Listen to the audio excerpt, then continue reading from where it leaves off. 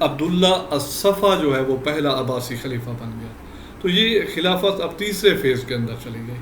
صفا کے بعد ہم دیکھتے ہیں کہ پھر ابو جعفر المنصور آ گیا، پھر اسی طرح مہدی آ گیا ہے، ہادی آ گیا ہے، ہارون الرشید ہے، مامون الرشید ہے، امین ہے، مامون ہے. پھر اسی طرح سلسلہ چلتا رہا، معتصم آ گیا، معتصم آ گیا، معتضد باللہ آ گیا، خط چلتے چلتے قادر باللہ، اور یوں 37 خلفاء جو ہیں وہ 1258 تک جو ہے وہ موجود رہے. 1258 میں ہلاکو نے بغداد کے اندر خلافت عباسیہ کو تہس نہس کر دیا، اس کے حصے بکھرے کر دیے، اور خلافت عباسیہ مختصر وقت کے لیے بغداد سے قاہرہ منتقل ہو گئی. یہاں انہوں نے اپنا 30 سال مزید جو ہے ایک کمزور حکومت جو ہے رکھی، اور 30 سال کے اندر 1288 میں یہ مکمل اختتام پذیر ہو گئی. اسی دوران مصر کے اندر معتضد کے دور میں فاطمی خلافت بھی قائم ہوئی. احمد بن طولون اور کچھ اور لوگ جو تھے وہ فاطمی خلافت کے قائل تھے.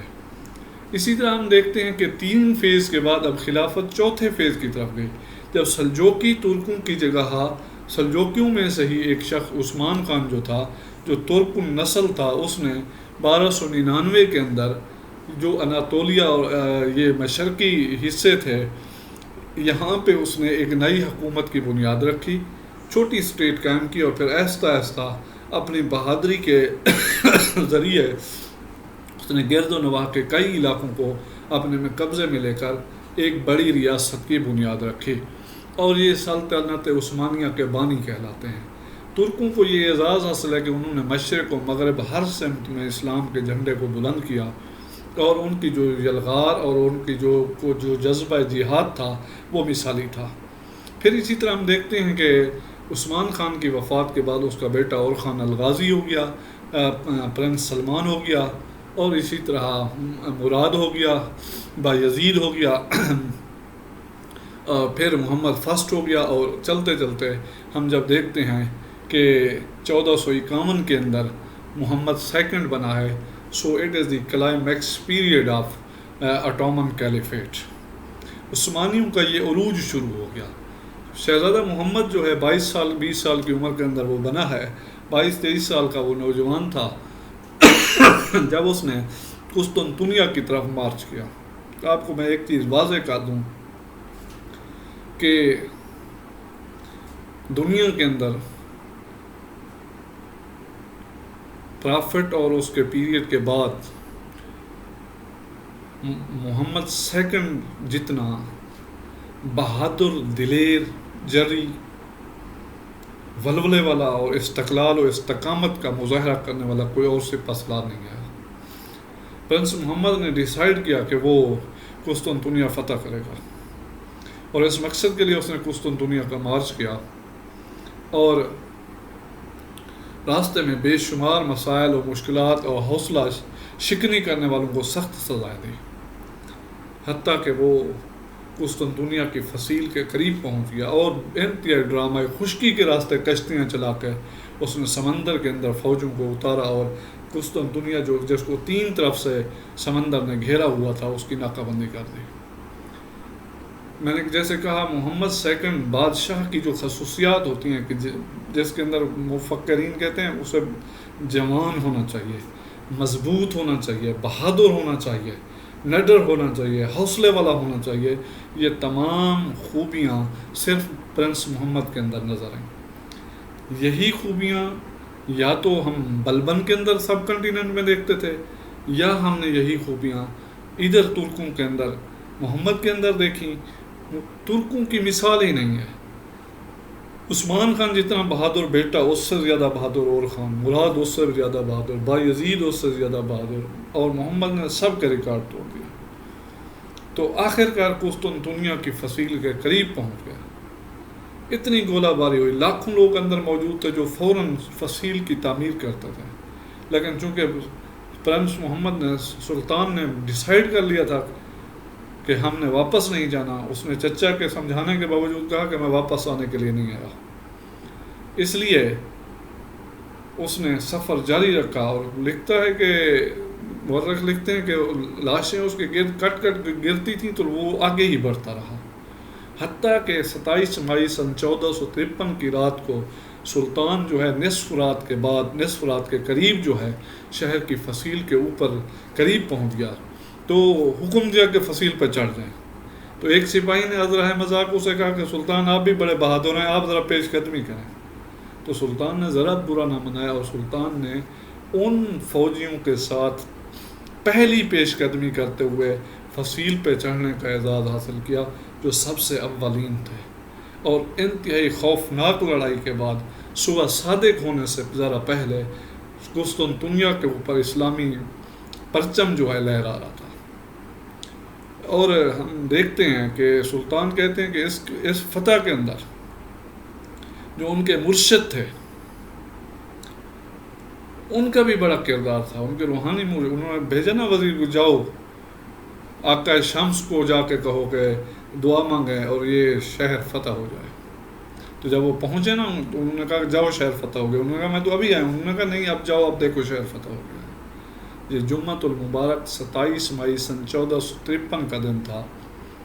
سلطان نے شہر کو اسلام کا مرکز بنایا، قسطنطنیہ کے بڑے گرجے کو مسجد میں تبدیل کر دیا، اور آق شمس نے یہاں پہلی جمعہ نماز جو ہے وہ پڑھائی۔ تو لہٰذا اس کے بعد سلیمان اعظم ہو گیا، اور مزید کئی ہوئے، اور یہ سلسلہ چلتا رہا۔ ترکوں نے یورپ میں بے شمار فتوحات حاصل کی۔ گو کے مشرق کے اندر ان کو شکست ہوئی جب بایزید یلدرم کو شکست اٹھانی پڑی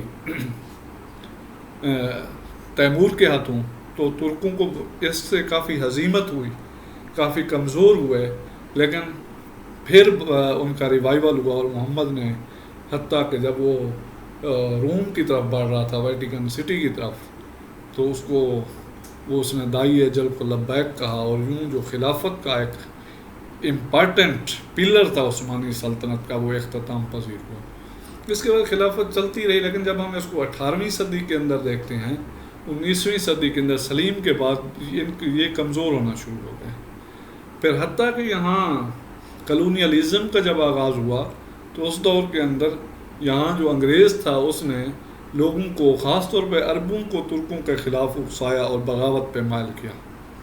اسی تناظر میں ہم دیکھتے ہیں کہ 19ویں صدی کا جو آغاز تھا وہ نہایت اہم تھا۔ ترکی کو مختلف سے گھیر لیا گیا تھا، اسے یورپ کا مرد بیمار کہا جانے لگا۔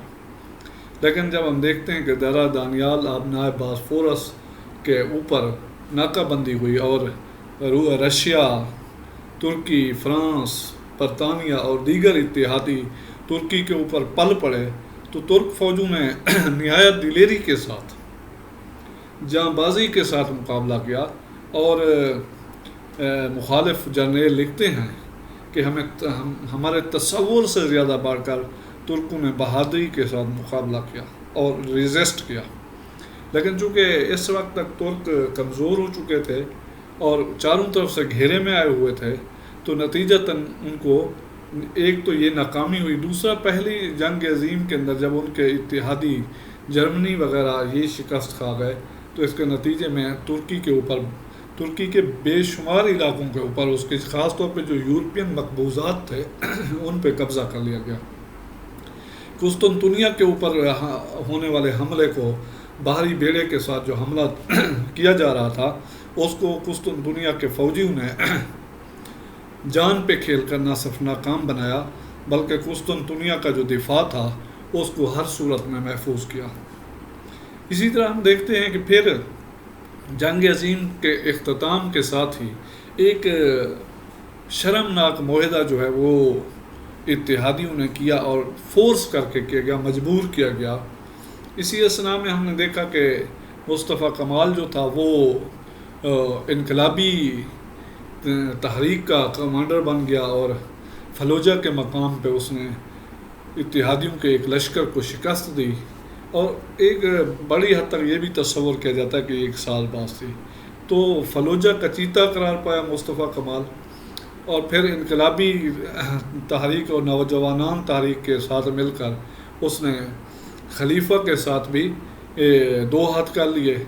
آخری خلیفہ جو تھا اس کو جلا وطن کر دیا گیا، اور اس کی جگہ اس نے اقتدار سنبھال کر بقیہ خلت ترکی جو تھا ان کو بچایا۔ ادھر بر صغیر کی طرف آ جاتے ہیں۔ ادھر چونکہ ان کا ایک بڑا ریلیشن تھا خلافت کے ساتھ، خلیفہ جیسا کمزور بھی تھا، وہ اسلامی دنیا کا روحانی رہنما سمجھا جاتا تھا، اب بھی اسے وہی حیثیت حاصل تھی۔ لیکن جب یہ تصور اور یہ خیال اور یہ افواہ پھیلی کہ ترکی کے اوپر قبضہ کرنے کے ساتھ ساتھ خلافت کو ختم کیا جا رہا ہے، تو مسلمانان ہند جو تھے ان کے اندر بے چینی کی ایک لہر دوڑ گئی۔